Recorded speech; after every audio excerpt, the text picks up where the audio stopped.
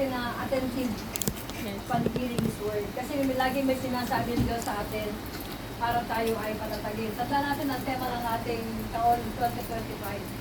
Strengthening our relationship to God and relationship to others. Hindi ito ma-strengthen kundi tayo aapuyan ng Santong Espiritu. Amen. The more we pray, the more we worship God, the more we give our devotion to God, tanda natin napaparakas ang ating ugnayan, yung relationship mo sa Lord. Amen. At bago po, masarap na tanghalian na nag-provide ng bawat kapatid, ginamit mo, na nagluto, Lord, bless mo po, ginagawa ng kanilang kamay. Salamat po na marami magiging sa bawat isa na makikinig ng iyong bukay at makapangyayang salita. Lord, salamat po kami. Pinagkakatiwala po namin ang lahat ng ito sa iyo. And thank you for anointing our heart, Lord. Thank you for anointing this place. Holy Spirit, ako rin ka pong mag-usap sa aming kalagitnaan. Ikaw po ang maluwalhati. Ikaw po ang mapanangalaan sa akong pong ito. We give you all the highest praise and we give you all the highest honor. In Jesus' name we pray. Amen. Sabi po ng ating teksto ay regarding sa Leviticus chapter 6, verse 12 and 13. Keep the fire burning. Palatilihin natin yung lagablab ng pagmamahal natin sa Diyos. Amen. Lagablab ng nag-aapoy na paglilingkod natin sa Panginoon. Sabi dito, do not let your fire go out. Sabi mo nga sa yung kalpit, do not let your fire go out. Yes.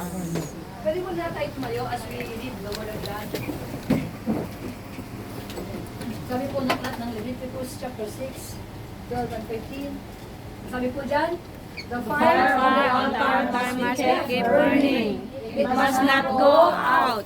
Every morning, the priest is to add firewood and arrange the burnt offering to the fire and burn the fat of the fellowship offering on it.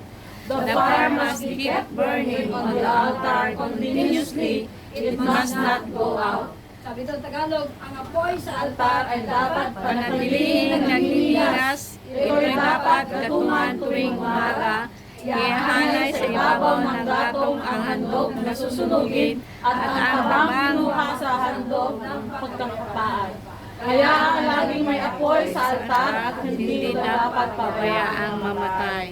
Amen. Makaupo na po tayo. Ang pinag-uusapan po dito ay yung paghahandog. Sa paghahandog po, hindi pwedeng wala yung altar. Tanda natin. Even in Old Testament times, kapag sinabing maghahandog, there is a fire and there is a sacrifice. Yan na.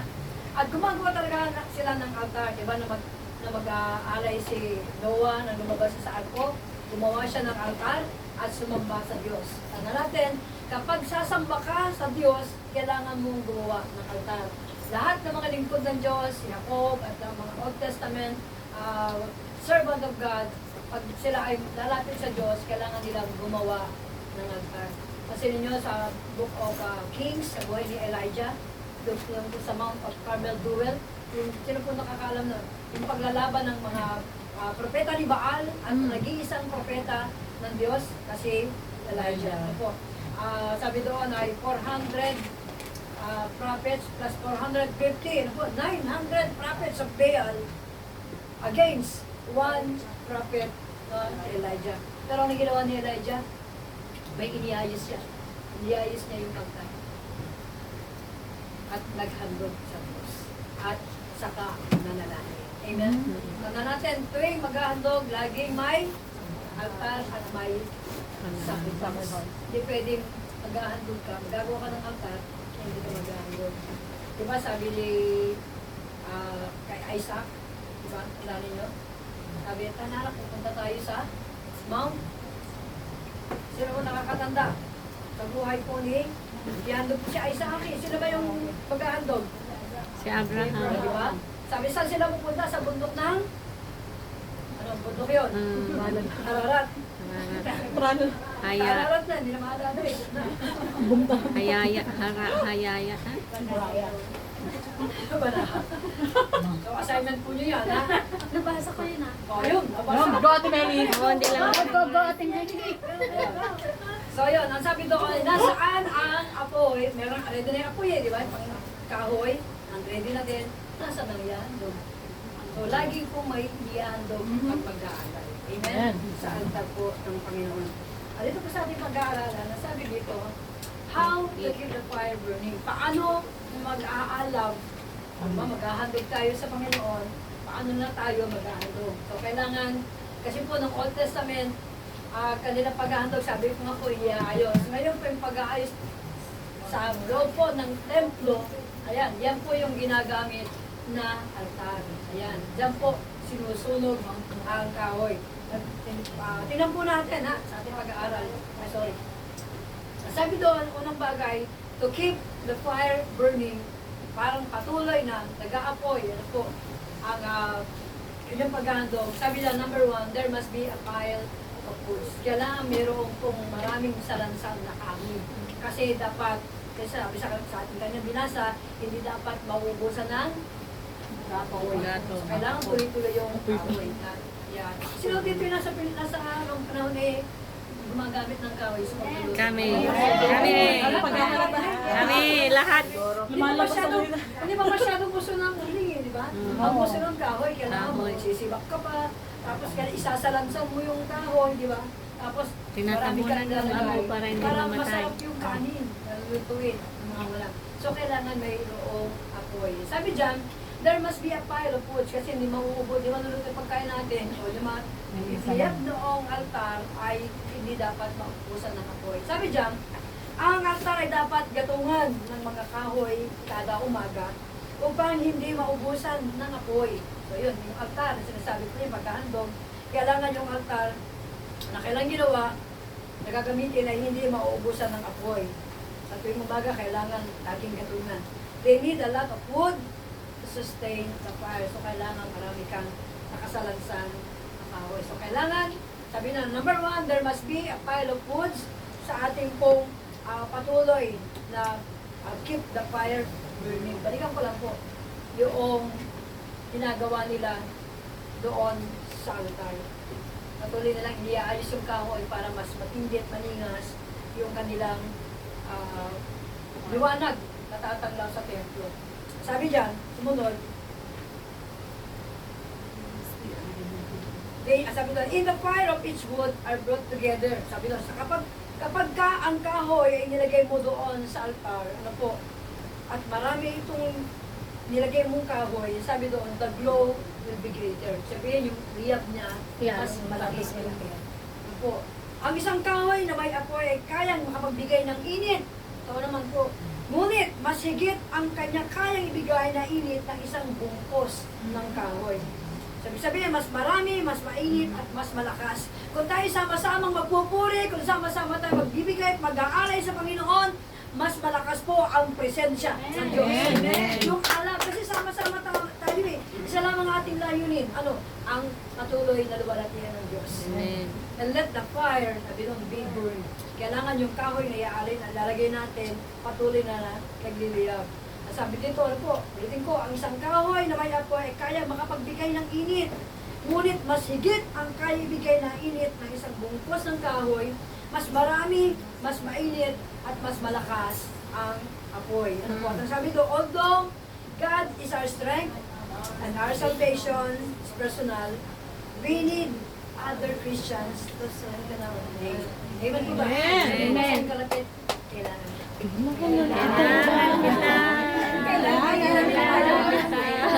Hello!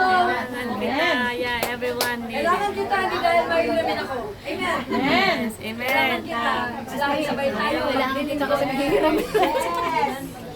Hindi mo kakailangan ng kapatid mo dahil may ulamin ka. Dahil may kailangan ka.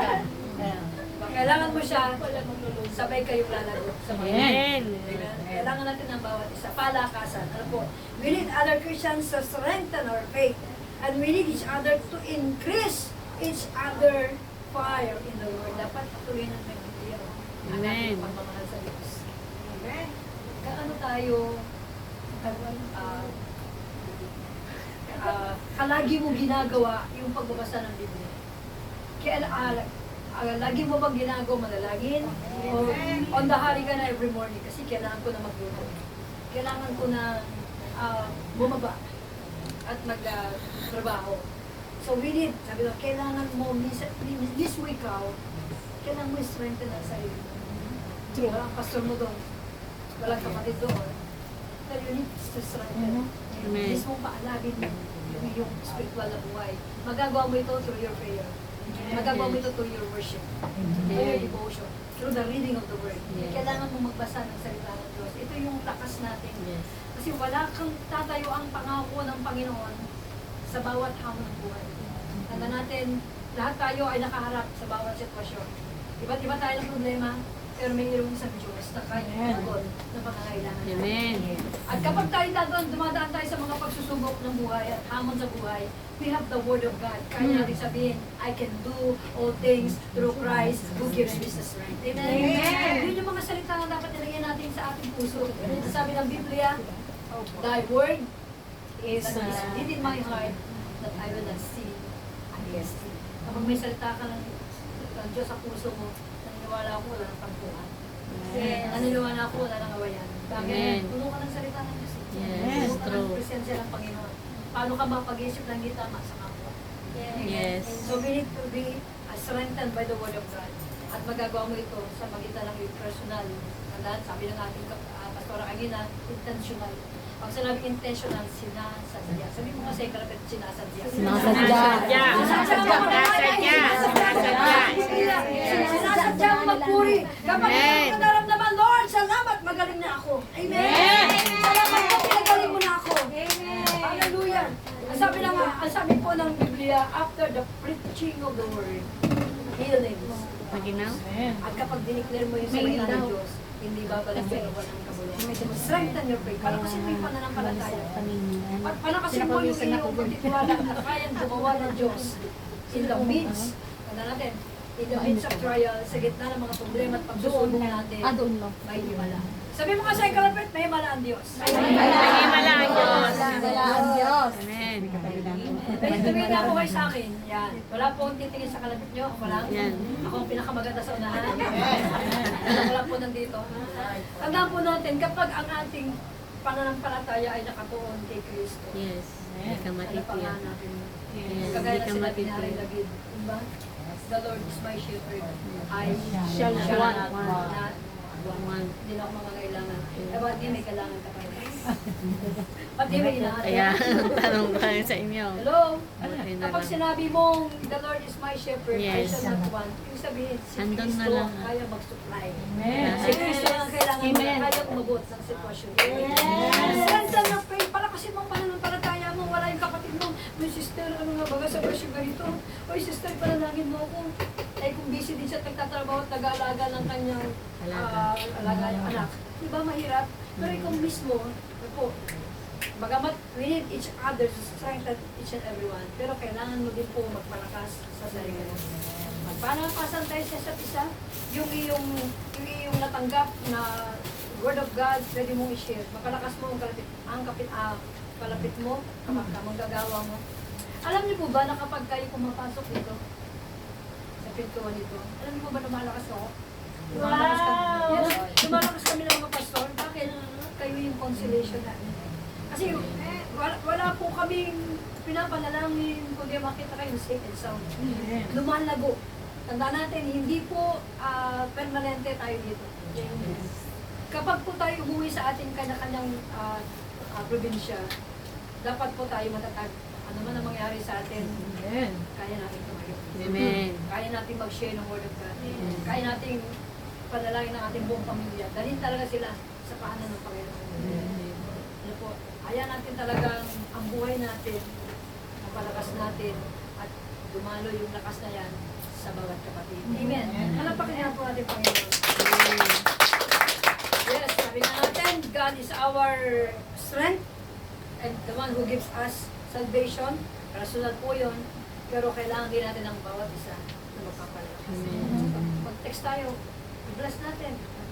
Pag sinabing God bless you, may kasunod. Hindi man ito material, hindi man ito financial, sabi mo, God bless you sa trabaho mo ngayon. Pinalalakas ka ng Panginoon. God bless you sa employer mo na hindi siya magagalit. Hello? May kaduksong. Yes. Yung God bless you. Amen? Amen po ba? Amen. Ako mamaya kapag pag na-OC naman na text, God bless you sa inaharap mo sitwasyon, may sagot na ang Diyos. Amen. Yan po yung pagpapala sa kapatid. Strengthen your brother po, your sister. At ang sabi doon, hayaan natin yung paggatong na yung pag-aalay natin, paglapit natin sa altar ng Panginoon, patuloy lang yung paglalagay ng kahoy. Amen. Yung kahoy para magpatuloy. Nagsisimbolize ito, huwag kang titigil sa iyong pananalangin. Huwag kang titigil sa paglapit sa Diyos. Apuyan mo. Po, maraming salansang na kahoy. Sabi doon, kailangan ng pile of woods. Pag sinabing pile, maraming salansang ng kahoy para hindi matitigil yung pag-aalay sa Panginoon. Amen po ba? Amen. Pangalawa po, there must be a removing of ashes. Dito po sa verse 10, hindi po kasi nakalagay. Kasi gusto kong tignan, hindi ko na lang po nilagay. Pero dito po sa Leviticus chapter 6 verse 10, nandiyan pa rin po tayo sa chapter 6. Ang sabi po doon, then the priest, wearing his linen robe and linen shorts, shall remove the greasy ashes left on the altar and put them on the side of the altar.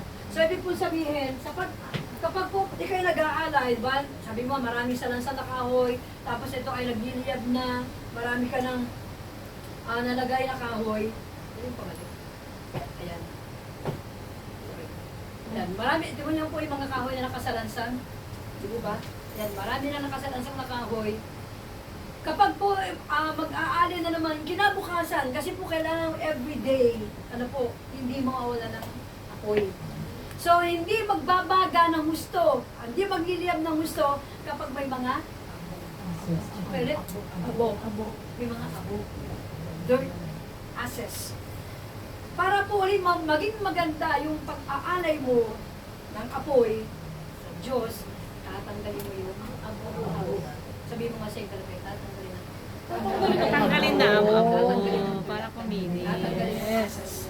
Abo. Kasi hindi ulit magliliyab. Yes. Mga kapatid, ano po, sabi dito,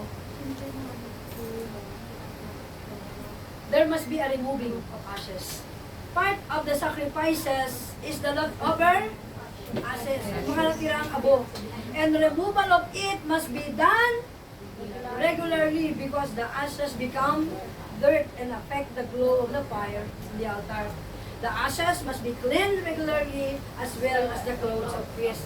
Kapag yung mga priest nag-aalay, kita nyo, bukod dun sa inner garment, meron pa ng panlabas at panloob na garments. Kapag parang sila yung mag-aalay, nagpapalit sila ng damit. Hindi ako masugit nun. Hindi, mahaba lang. Oh, wala silang So kung ang linya Parang ng suot sa- ay manipis, parang dapat nalapat sa katawan nila. Kaya ang sabi doon, yung kanilang damit, inner and outer garments, papalitan nila para maging malinis sila sa paghahandog sa Diyos. At hindi lamang yung damit nila ang kanilang papalitan, kundi yung abo ay alisin. Palatandaan na sila ay mag-aalay ng may malinis na liyab na apoy. Amen? And to keep the fire burning, the debris of ashes must be removed. Pagpatuloy ang alab ng apoy, kailangan tanggalin ang abo. Amen. Sa ating buhay, maraming abo. Yes. Yung mga reklamo, abo yun. Maraming mga bagay na nakakadlang, hindi ko na ako gagano. Kasi sister, may utang ako. Oh, yun. Abo yun. Hello? Yan, yung mga abo na hindi natin alam. Ang papanalangin ko. Hello? Ano man yung tatantin? Mga Sa abo aside yun. natin yung personal ninyong sa paglilingkod natin sa Panginoon. Amen? Amen. Sabi, anong kinalaman ng Diyos? Hello? Sa mga personal mo paghahandog. Hello? Halimbawa, meron akong utang, hindi ako gagaling. Bakit ako? Nahiya ako. Nahiya. Itong ano sa atin yung mahihain tayo. Sabihin ang totoo. Gusto pa rin siya ka na talaga eh. Pwede naman yun eh. Di mo ba? Maunawa. Sabi mo kasi yung kalabit mo, maunawaan. Maunawaan ka na yan. Maunawaan. Maunawaan. Naunawaan yun. Pero mga minamahal ko kapatid, longing ng Diyos, ang puso mo, sumasabi sa Kanya. Hindi mahadlan yung sitwasyon.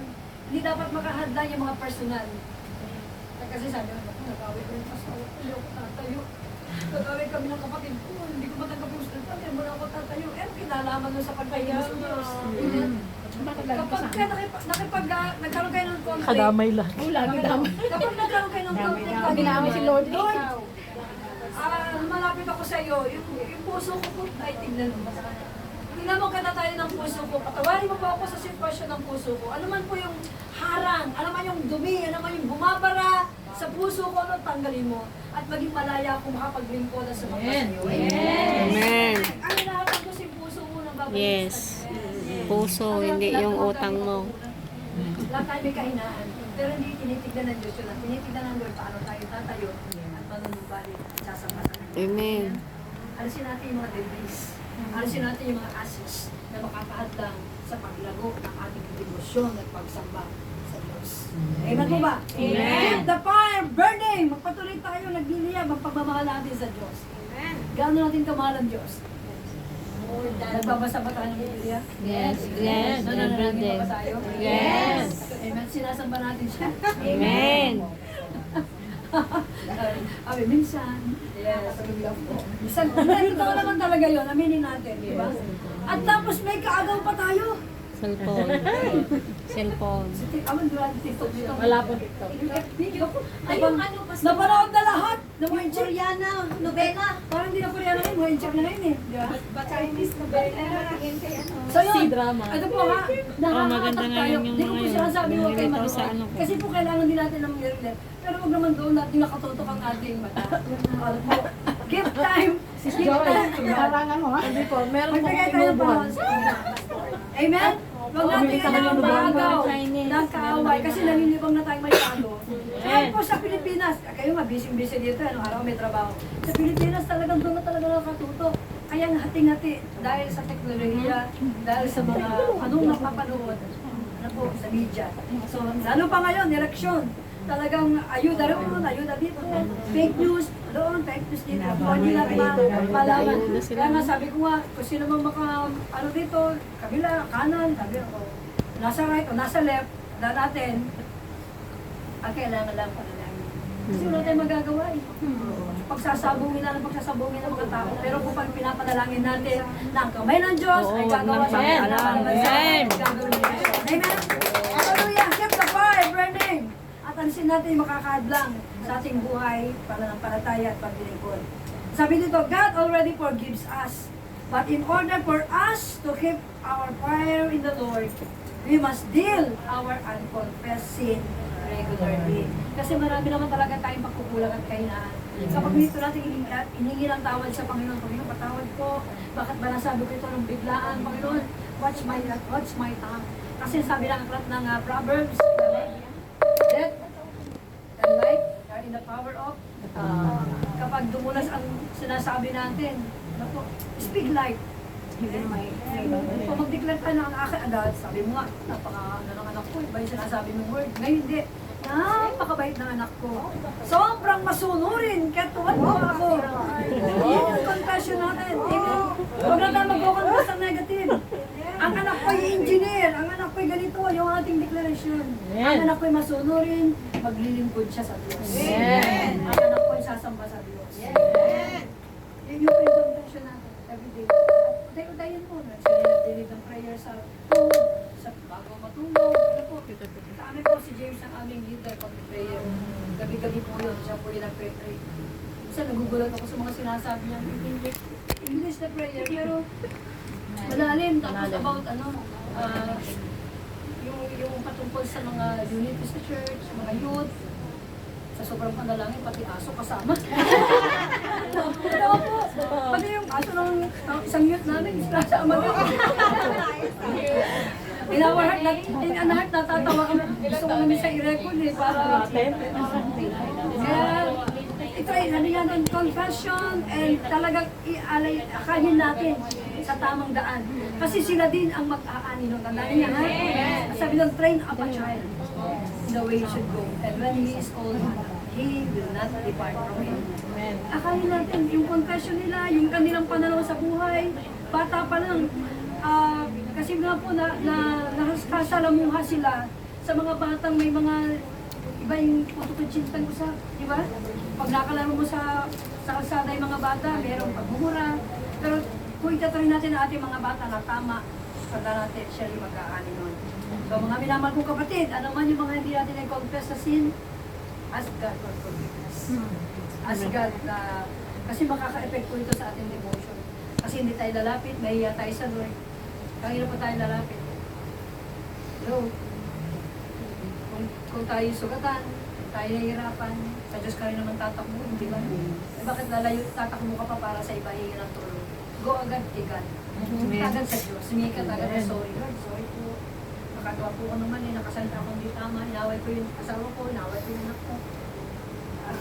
Hingi tayo ng tawad sa Panginoon. Makaka-apekto po yan sa pag-ahandle mo. Makaka-apekto po yan sa pag-aalay mo sa Panginoon. We must deal the dirt of sin in our hearts regularly, every day. Ano po, i-deal natin ang ating puso. Lord, alam ko yung kakulangan ko, alam ang kailangan ko, Lord, patawad ko. Amen? To keep the fire burning in our hearts, we have to have a repentant heart. God willing. Lagi tayo bigyan ng tawad. Lagi tayo, kasi bawat isip natin ang bilis gumalaw eh. Minsan nag-isip pa tayo ng hindi tama sa kapwa. Tama mo ba? Huwag tayo mag-isip ng tama sa ng hindi tama sa ating kapwa. Sabi, do unto others don't do to others what do you want to you. So huwag ka nang mag-isip ng hindi tama. Na kung gusto mo maging tama relasyon mo sa Diyos at sa kapwa mo, give best devotion mo sa Lord. Amen. To keep the fire burning in our hearts, we have to repent to God regularly. Tanggalin natin yung makakadlang. Tanggalin yung masakit sa loob mo. Kung kailangan mo maghalukay ng mga nasugatan ka, nasaktan ka, nahirapan ka, lalo sa employer mo o ano man, patawarin natin. Makakaraos din tayo. Amen. Sobrang mabiyaya ang Panginoon upang hindi tayo katagpuin. Sobrang mabiyaya ang Diyos upang hindi tugunin ang ating po mga hihingin. At ang pangatlo, sabi dito, there must be a sacrifice. Sa paghahandog po ng mga Israelita, ano po, tingnan po kayo sa akin, sa paghahandog po ng mga Israelita, meron po silang ihahandog na taba. At kapag po ito ihahandog na po sa altar at nasusunugin, ito po ay nagiging mabangong samyo sa harapan ng Diyos. Yung aroma. Umaakit po yung sa nostrils ng Lord at ina-accept po ng Diyos ang paghahandog na ito. Ano? At kapag po ito ay nagpapatuloy, sabi doon, God wants to keep the fire burning continuously habang patuloy na nagliliyab yung mga apoy na sa altar. It means the offering must do the same. O naandun na sa altar yung sacrifices, yung lamb, and the holy place where the only exception is Sabbath day. Ito'y walang tigil na ginagawa ng mga Israelita. Nalaman tayo, lupa, kaya ito. Magkano isang tupa kaya. Kahit kambing na, wala kang pagbiling. Diba? Mahal na kambing.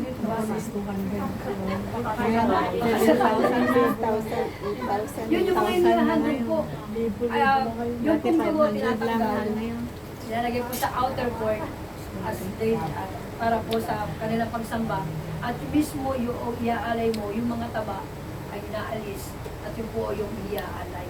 At yung pong pag-uusok po na nalagyan ng apoy, hindi po nakakatanggap sa Panginoon.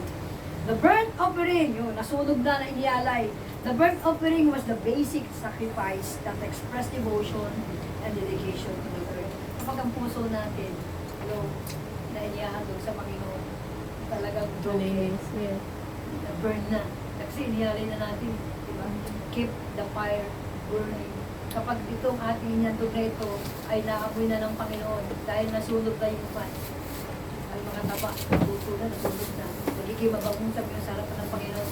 Yung puso mo na ilalay mo sa Panginoon na nagbibigay ng mabagong samyo dahil ang nais mo at ang motibo ng puso mo ay tama.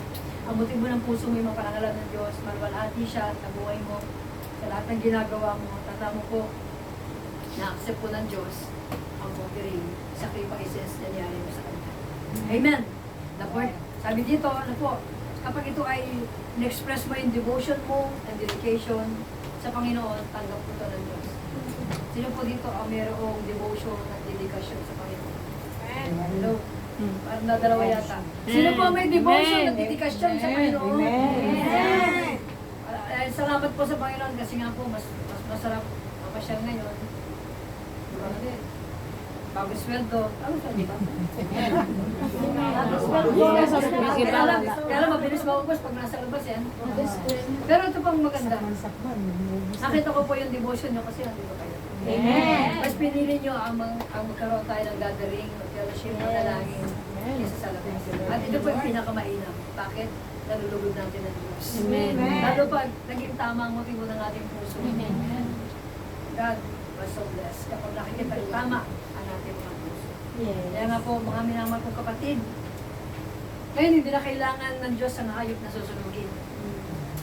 Kundi ang ating buhay na nagpapakita ng devotion at dedikasyon sa Kanya. Hindi kailangan pa ng ibang sakripisyo. Diba?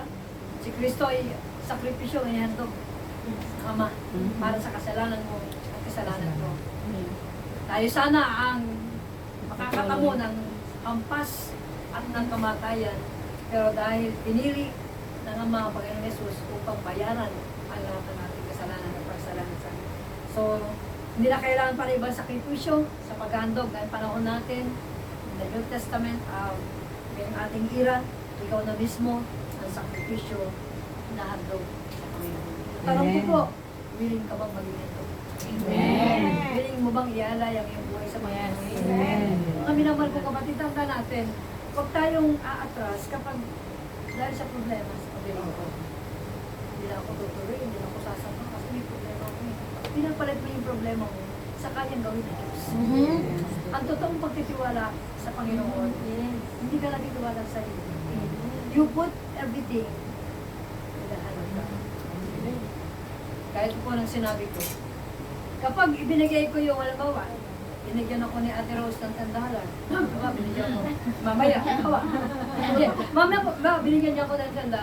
Kanya pa ba yun? Kanino na yun? Okay, kapag nagbigay tayo sa Panginoon, Panginoon, yung pong problema mo, ito po yung sinabi mo sa Lord. Pagbaba mo dito, nga pala ganito po, nga pala. Kinuha mo na ulit. Hello? Kapag binigyan mo na sa Panginoon, kaya mo ang Diyos ang ang kailangan mo lang magtiwala. He can do all things. Bakit? Anak ka niya. Kailan ka hindi gumawa ng paraan sa anak mo? Kailan ka hindi gumawa ng paraan, Joy? Sa nanay. Hindi, ito ang katotohanan. Tayo man, umiikot ang puwet natin kapag ang anak mo, lahat naman, di ba? Hindi tayo makatiis. Kahit mahirap, talagang ibibigay natin. Dahil mahal natin ang ating anak. Tama mo ba? Amen! How much more ang Diyos na nagmamahal sa atin. Amen! Hindi pwede tayong pahindian ng Diyos. Bakit? Anak ka. Amen po ba? Ang lahat na nagtitiwala sa Panginoon, kailanman hindi napahal. Sabi mo siya, hindi ka papayan. Hindi ka nagmamahal. Huwag tayo mag-aalinlangan. Amen. Hello, nabinigay mo ang Diyos. Nabinigay mo ang buhay mo sa Diyos. Nag-aalinlangan ka ba? Hindi ba? Lord, simula po ngayong araw na ito, binibigay ko ang aking buhay sa iyo. Lord, ang buhay ko po ay sa iyo. Binibigyan na sa Diyos eh. Pero pag dumating ang problema, parang kinukuha mo ulit, iyon na ulit. Trust God. Trust God. Pagtiwala tayo sa kayang gawin ng Diyos. Amen.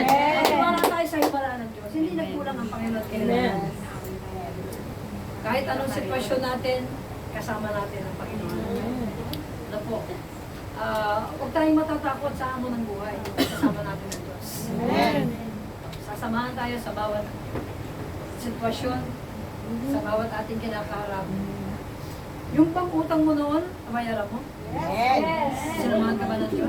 Yes. Meron pa ngayon. Masamahan ko. Sasamahan ka ba? Wala ka tayo. Diba, yung ating pagka pagkain, sabi nga, makakain ako 3 beses ang araw, sobra kami. Pero hindi naman 3 beses sa isang araw. 7 beses. 7 beses. Sa pagkakape mo lang, di ba? Busog ka na. So, paano natin masasabing binabayaan tayo? Kung nga ang ibon, di ba? Kaya, hindi binabayaan ng Lord. Tayo pa kaya na sobrang mahal ng Diyos. Mga minamahal kong kapatid, ang kailangan lang ay yung alay mo, sa puso mo sa Panginoon. Amen. Amen. Keep the fire Burning. Yes. Ayan Kailangan natin, hindi yung yan buong buhay natin. Habang may lakas tayo, habang tayo nasa mundong ito, bigyan natin the best natin. Amen. Maraming mga sikat na artista, mayayaman, pero Hindi masaya. pero tayo, yung sumamba tayo sa Panginoon, consolation na. Yung pagsamba natin, pagsama-sama natin, binabless tayo ng Lord. Kontento tayo. Bakit may Diyos tayo? Amen? Hindi naman pera yung papaligay sa tao. Hindi naman yung kung anong merong narating mo o anong meron kang na-accumulate. Kundi ang makapagpapasaya ng ating puso, ang pagpuno ng Diyos sa ating mga puso. Amen. Kaya ba natin iandog ang ating buhay sa Diyos? Amen. Kaya ba natin ialay nung walang ifs, walang mga don'ts, mga negatibong bagay? Ano po? So, today, God's presence reside in us. Ang presensya naman ng Diyos ay nasa atin na eh. Our part is to keep His fire burning us inside. Kailangan talagang mismo mag-apoy. Maglagablab ang ating pagmamahal sa Diyos. The Lord is more concerned about the altar. O diba? Yung altar natin, yung ating puso. Don't concern ang Diyos. Is the fire of God burning in your heart? Sorry ba? Is the burning brightly or it is dying on? Namamatay na ba yung apoy na nasa puso? Kasi may mga problema at sitwasyon. Tanda natin, nakikita natin demand ng mundong ito. Madaming pabigat. Nang pabigat ang sitwasyon. Nakakapanghina ng pananampalataya at nakapagpapawala ng init ng paglilingkod. Kung titingin tayo sa mundo. Kung titingin tayo sa kahinaan ng bawat isa, ng bawat Kristiyano, ng bawat churches, ano po, mapapagod tayo at nakapanghihina. Subalit tandaan po natin, ang init ng paglilingkod, kailangan natin ng kapangyarihan ng Banal na Espiritu at ang kapulungan nito sa ating buhay. Wala ibang pwede magpuno sa ating buhay kundi ang presensya ng Diyos. Amen. So this time, hangarin natin na tayo punuin ng Panginoon. Apuyan tayo ng Diyos ng kanyang kapangyarihan. Let the fire of God keep burning in our hearts. Tayo po natin tumayo.